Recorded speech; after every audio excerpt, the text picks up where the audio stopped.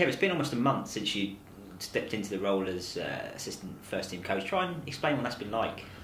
It's been very hectic. Obviously, we had a lot of games over Christmas. I was due 10 days off, and obviously the timing was good and bad in that respect. But yeah, it's been good. It's been good to get to know the players, slowly improve performances as well, which is helping. And the team look a lot more solid now and starting to pick up points and put in some good performances. So it's been enjoyable. I'm going to enjoy it more and more as we go, as I get to know the players more. But yeah, it's what I wanted, so I'm happy really. How close are you, Brian and Thomas, to sort of working out exactly who'll be doing what, or is that still a work in progress?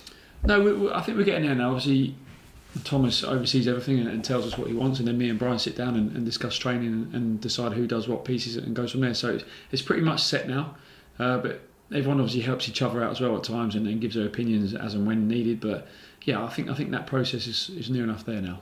You said it was what you said in your first answer. Being in the first team is what you wanted. Had you missed that Saturday 3 o'clock points on the line, knives on the line sort of basis? Yeah, 100%. Obviously, I was used to that for a long time, and even in pre-season when I went with Dean to Shrewsbury, I loved that because it felt like a first team game, even though it was only a pre-season friendly. So yeah, you miss that buzz of a match day being in the dugout, and yeah, just everything that goes with it. Like you say, the 3 points meaning something. So yeah, I've enjoyed having that feeling again. Also, it's even more pressurised, so there's ups and downs with it. But yeah, it's nice to have that feeling and hopefully try and make a difference. What was it like? I mean, obviously you'd had that game at Hull, which hadn't gone very well, and then you had the next game against Bolton. What was it like walking across the pitch to the dugout for the first time as a first team coach? First time for a while as a first team coach. Yeah. You did do it before, of course. Yeah. No, it was nice. Of course, it was nice. It was obviously more focused on winning the game because it was a really important game for confidence more than anything else. And yeah, just to get in and around it again is good, and just to remember how things work and how obviously Thomas wants things working as well. So it's different, but yeah, I love it. And like I say, if it can make a difference and help to try and improve the team, then brilliant. You obviously were a player for quite a few years, so you've got a player's mindset. How have the players reacted to you? Have you been pleased with how that's gone? Yeah, I think so. I think I knew quite a few of them anyway, not greatly, but I knew obviously they've been involved in the B team at times and they're coming back from injury or whatnot. And like I say, getting to know them even better now and just having that bit of more rapport with them. They understand me, I understand them, and that will grow and grow. But yeah, I'm really enjoying that side of things, and yeah, hopefully it's helping. It wasn't obviously your decision. I wouldn't want to pin it on you, but how big a decision was it from the coaching staff to go away from the 4 at the back to the 5 at the back that's been done over the past month? I just think the credit has to go to Thomas. He came up with it. It was his idea. He said he wanted to try this, and the players have fitted into the system really, really well. And I think it suits a lot of our players. So yeah, it was a big call, but I think it was the right call, and the results have picked up since then. How would you assess performances under the new system? I think good. I think we look solid at the back. Obviously, we've conceded, I think, only a couple of goals from set pieces, which probably could have been avoided, but it happens at times. And going forward, we look dangerous and we're creating good opportunities. We just need to take those situations and basically score more goals from them, because we're getting into the situations and it's just that final little bit of quality or that final decision that's missing at times. But it's looking very positive. As a coach, is it a lot of work to change a system? Do you have to do you go through bits at a time? So you focus on the defence and then perhaps you focus on the midfield of different aspects. So presumably you've got a lot of work to do to get all the bits lined up in the right way. Yeah, definitely. I think this system wasn't too dissimilar in a lot of areas to the way we were playing. But yeah, you're right. With 3 at the back, it will take time. Obviously, we haven't covered everything at the moment because we haven't had the time over Christmas period. But we'll gradually drip feed stuff into them, and the boys are picking it up really well, and they're intelligent players as well. So a lot of them understand what we're asking of them, and we're showing them video clips and not just doing it on the grass. So there's many ways to do it, and there'll always be something to show them, to tell them. But I think they've picked it up really, really well so far. Does the feeling at 90 minutes, does it differ from first team to B team? The feeling of winning a game or picking up 3 points, is it slightly different? I always wanted to win the B team game, so yeah, because of what it means, yes. But to me, it was the same feeling still. But yeah, like the Bolton game, we needed the 3 points. We needed it for confidence, just to get ourselves going. So yeah, that feeling was great, just a relief more than anything. But like I say, with the B team games, I still had that feeling I always wanted to win.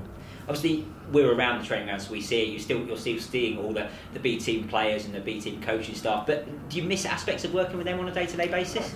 Yeah, of course, because I had to build up good relationships with the staff and players, and of course I will see them, like you say, we see them, but it's not as intense, and I'm not involved in the decisions with the B team and things like that. So yeah, of course I'll miss it, but at the same time I'm really happy and excited in the role I've got, and can I help the first team? That has always been my aim. How do you think you developed as a coach working with the B team over the past couple of years? I think it went well because, as in, I was the assistant first, and then obviously worked under Fleming, worked under Lee Carsley first and foremost, learnt off him, learnt off Fleming, took over myself, made plenty of mistakes when I took over, lent on my staff an awful lot.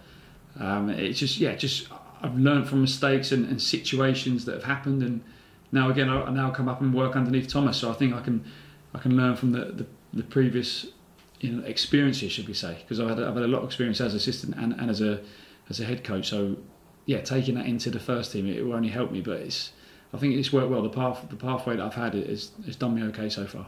Were there any particular highlights you look back on as the B team head coach, or just in the coaching staff you're particularly pleased with? I think some of the performances, the standout performances. I think we played Man City at the end of last season. That was a standout for me because that group of players were splitting up after that game. Obviously we lost Turson, Bradley and a few others.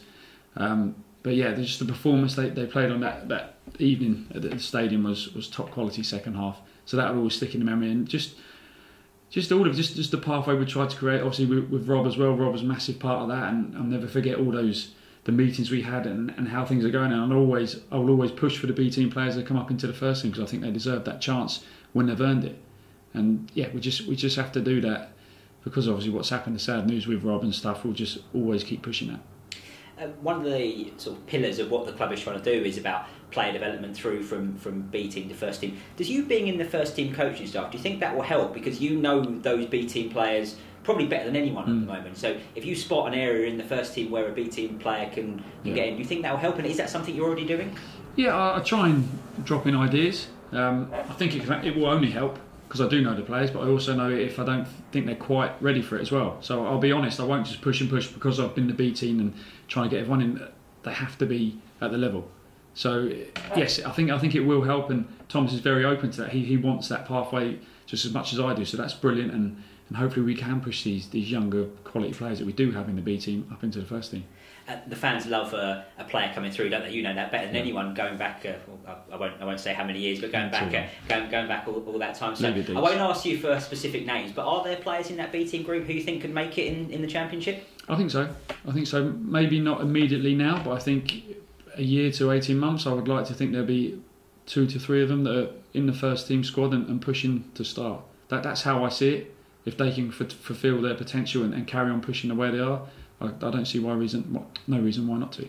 And finally, we've got Stoke coming up on Saturday, so this will go out before they're sort of just throwing about Stoke. That's one of those games a few years ago when Brentford were in the middle of League One and Stoke were in the middle of the Premier League. It seemed a long way apart. Is it the sort of game that gives you butterflies coming them down at Griffin Park? Yeah, obviously it's a big team. Like I say, come down from the Premier League. I remember the time when we played them when they were in our league as well. So it's sort of come full circle for me. But yeah, they've got quality players and a good squad of players. And for whatever reason, it hasn't worked for them up until now. So is it a good time to play them? I don't know. They've just got a new manager. But I think if we just play to the level we can play it, especially at home, we can give anyone a game.